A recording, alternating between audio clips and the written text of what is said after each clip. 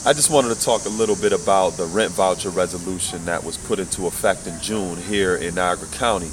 It was sponsored by two Democratic legislators, and they got together with a few members of the Landlord Association for Greater Niagara, and the resolution basically ensures that the rent voucher to recipients no longer goes to them, but it goes directly to the landlords. And in Niagara County, there's majority Republicans who are in the legislature.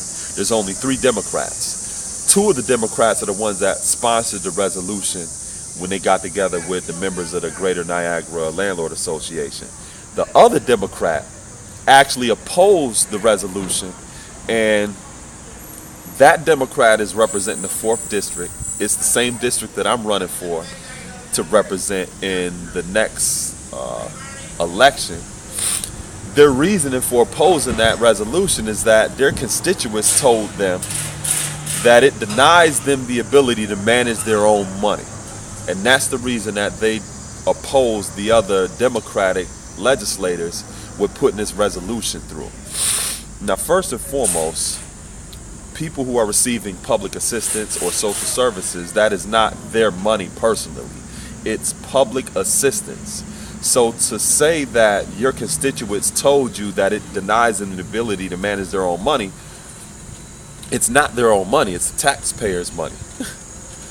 And that being the taxpayers' money, if that money is going towards their rent, what's going on, bro? If that money is going towards their rent and being vouchered to ensure that they have a stable household, then that is where that money should go. It should not go to them. That allows them to choose to do what they want with the public's money or the taxpayers' money. That happens in some instances. Me having a history of working in the community for 15 years, especially doing youth mentoring programs, one of the challenges that I've seen is whenever you're dealing with working in the non-for-profit sector and you're getting grants, you're getting support and resources from other institutions, organizations, or the state or the federal government, it's all about numbers. It's all about numbers. How many people are you serving? If it's a youth program, how many youth are you serving? And how are you serving these youth's needs on a consistent basis? Now, there's been times when I've worked in certain youth programs, or I've done my own youth mentorship programs where youth may have participated in those programs consistently for a certain period of time. Then all of a sudden, you don't see them. I may run into these children weeks later on the other side of town. I'm like, hey, what's going on, man? You know, I ain't seen you in a while, whatever. And they had to move. That creates a problem when it comes to grants, when it comes to providing stable and consistent numbers for programming for the non-for-profit sector.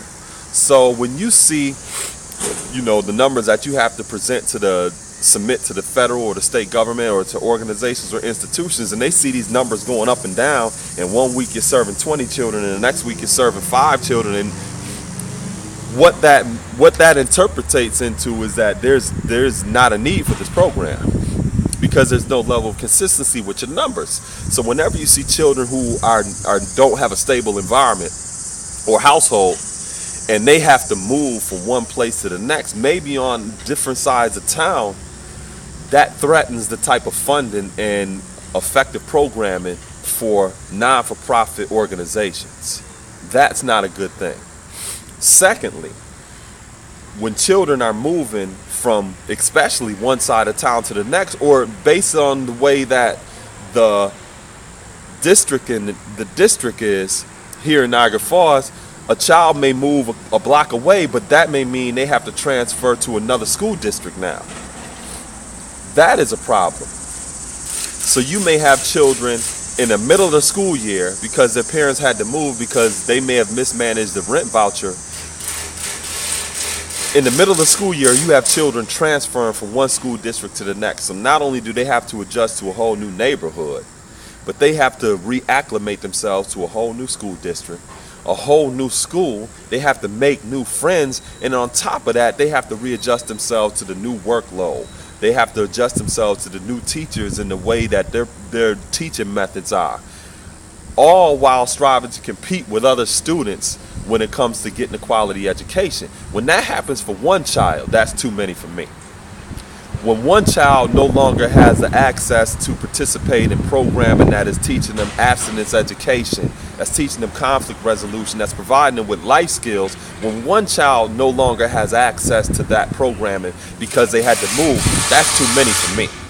So I would have supported the rent voucher resolution, but one thing I would have had input on by caucusing with the other Democratic legislators, I would have made sure that there were more safeguards in regards to absentee landlords and slumlords, because in the district, the 4th district that I'm going to be representing, there are a lot of people who are renters.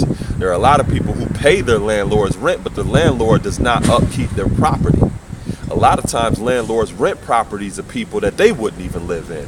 So I would have agreed with the legislation, yet I would have made sure I had input on including language to ensure that there's a greater level of accountability on landlords so that they're not absentee and they're not slumlords. But I definitely wouldn't have disagreed with that, because I know the importance of having stable households and how it affects programming, not only the non-for-profit sector, not only with faith-based organizations, but it also is important to make sure that our children have stable homes so that they can make sure that they're still maintaining a level of consistency with attending the same school districts, because any one child that is not able to have that program and is not able to be in the same school district in the middle of the school year, that's too many for me.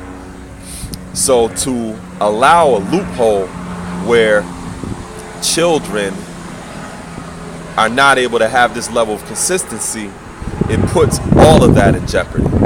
So I thought that that was a good resolution that was put into place. I definitely would have supported it, and I definitely would have had more input on how we can make this more of a resolution that ensures a greater level of accountability on the part of the landlords who are now receiving their rent directly from social services.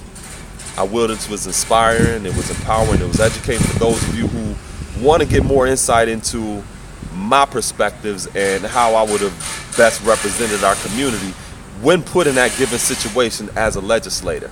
And yes, I would have supported it, and I would have definitely caucused and got together with the other legislators who are Democrats who put this resolution into place, and I would have had some positive input on that, on how we could have more of an effective way of securing our families and ensuring that they had a more quality and stable life for our children. Peace.